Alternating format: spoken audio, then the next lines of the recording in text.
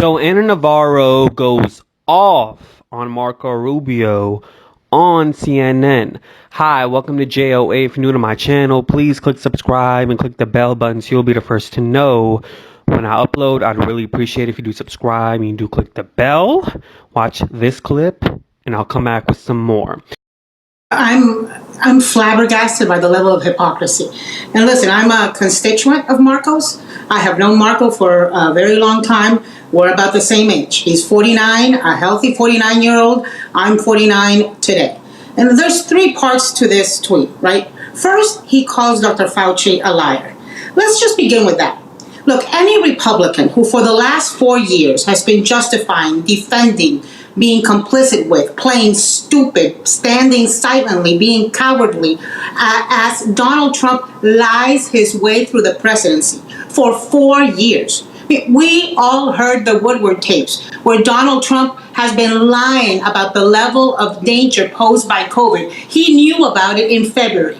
And so if you have been okay with Donald Trump lying, if you have been supporting Donald Trump, who is the liar in chief, honestly, Pinocchio could come down with a sequoia tree as a nose, and you don't have a leg to stand on to criticize and call out somebody for lying. Not to mention that Dr. Fauci did not lie.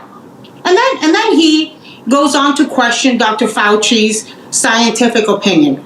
Listen, Dr. Fauci has been helping the American people, has been working as a public servant for the American people since 1984. Marco and I were in middle school, okay? Dr. Fauci turned 80 4 days ago.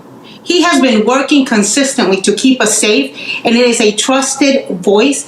And I know it's a novel opinion for many Republicans now who follow Trump, but really most of us prefer to believe in science than to believe in any politician.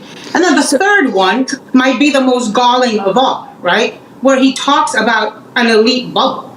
I mean, Brianna, as you point out, I'll tell you what for me is the definition of an elite bubble. An elite bubble is Congress and people in Congress who have skipped the line over elderly constituents, over frontline workers, over essential workers, over people who are infirm and have comorbidities and gotten the vaccine before anybody else. That is an elite bubble. And if you don't realize it, look in the mirror. So Ana Navarro and Marco Rubio, as she said, are actually friends. You know, they've crossed paths, back in the day. But with politics, the problem with politics is that, when you want to succumb yourself to a side, when you want to succumb yourself to a money, you're willing to sell your soul. And that's what Marco Rubio did. This man had the audacity to jump in front of people in line to basically get Congress special treatment when you're downplaying this COVID situation. He tweets, Dr. Fauci lied about masks in March. Dr. Fauci has been distorting the level of vaccinations needed for herd immunity. It isn't just him.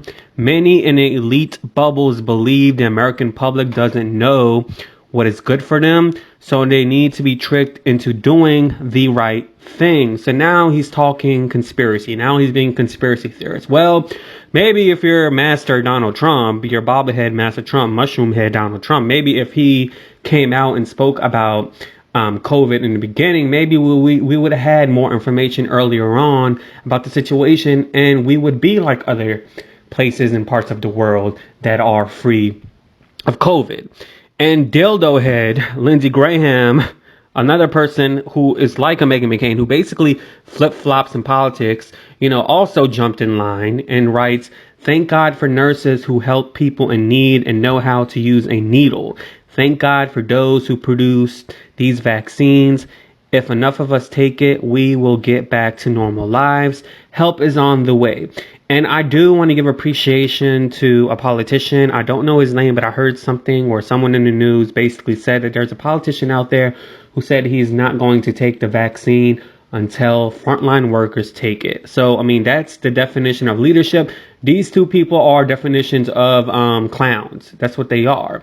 And so what I like about Ana Navarro is, she is a Republican, but she's not going to succumb her morals and her beliefs to money.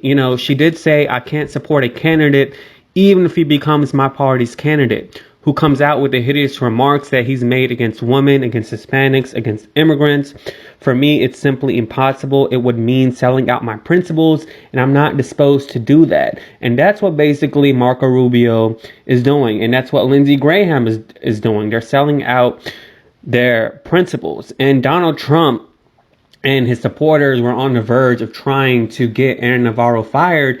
In 2015, there are signatures out there in regards to her firing. In 2015, they demanded that CNN fire her. The demand is still, till this day, is still gathering signatures.